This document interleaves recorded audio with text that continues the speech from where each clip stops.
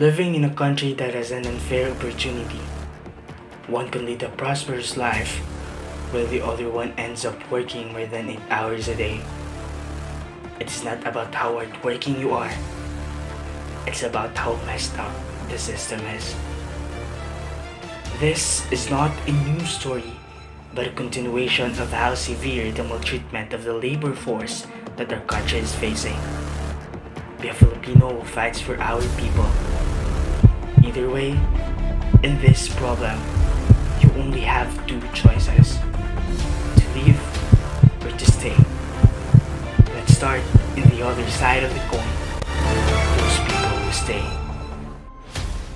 Domestic air and domestic sea travel to and from Metro Manila shall be suspended beginning March 15, 2020.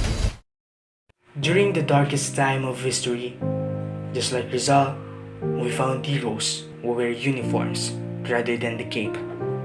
They are a familiar sight in hospitals around the world, yet our country faces a nursing shortage, despite the fact that the Philippines is the world's largest nurses supplier around the globe. COVID-19 has exposed a healthcare system that is failing its nurses and medical frontliners. Overall, about 40% of nurses in private hospitals have resigned since the pandemic began. Those hospitals in the Philippines may be understaffed due to the dwindling number of nurses during the pandemic. Among the commonly cited reasons for their resignation remain low wages.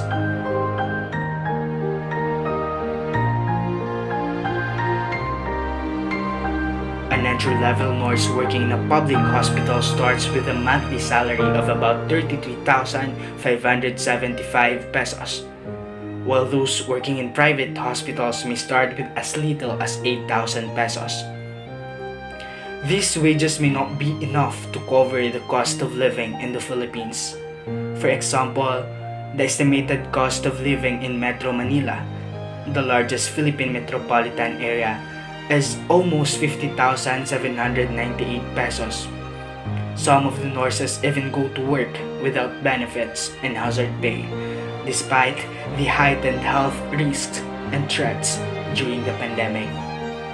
Yet, despite the shortcomings of the system, some still choose to stay.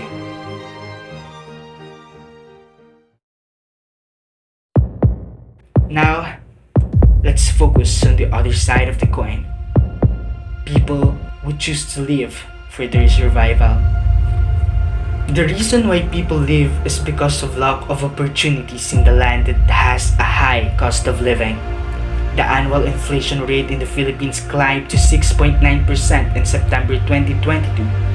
The statistic agency said inflation could rise further in the following months, likely due to more increases in food prices. Other than that, the country's unemployment rate is still high at 5.3, or almost 2.68 million of the total number of Filipinos in the legal age. These people leave not because they want to, but because they find a much better opportunity outside the country.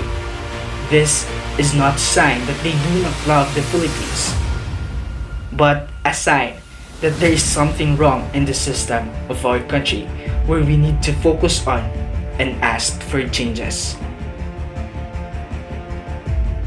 We should give them the things that they deserve. We will lose all of the workforce that we have if this kind of situation will stay the same.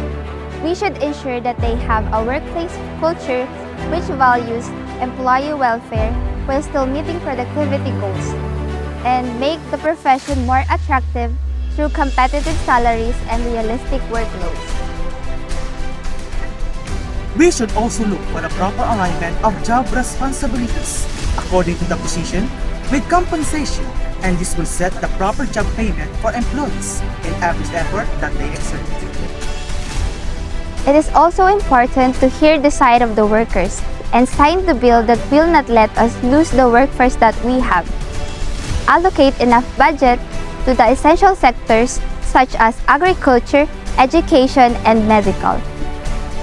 We should also support the small businesses as they will create more work opportunities that will lessen the rate of unemployment and people who are seeking to work abroad.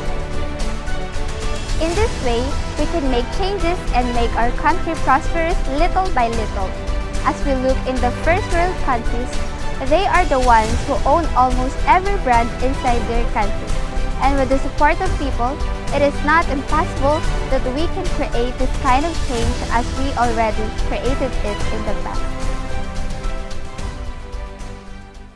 This is not because Filipinos are lazy. It is because the system is messed up. We cannot achieve it if we're not going to take action, just like how Rizal wrote the novels to start a silent revolution. As a Filipino, be the protector of the citizens, not by the politicians. Ask for what we deserve and do not settle for less, unorganized, and irresponsible leaders. Do not repeat the history where people are overworked and underpaid.